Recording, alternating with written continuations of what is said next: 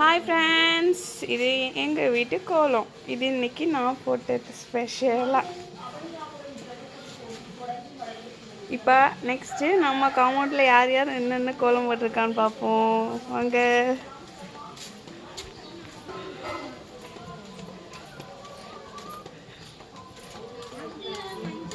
நான் கோலம் போட்டு முடிச்சிட்டேனே.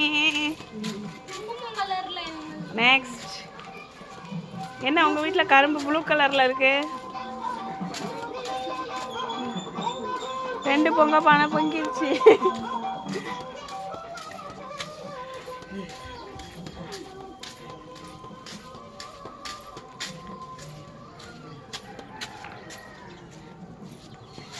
நெக்ஸ்ட் இது பஞ்சவர்ணக்கா போட்ட கோலம்.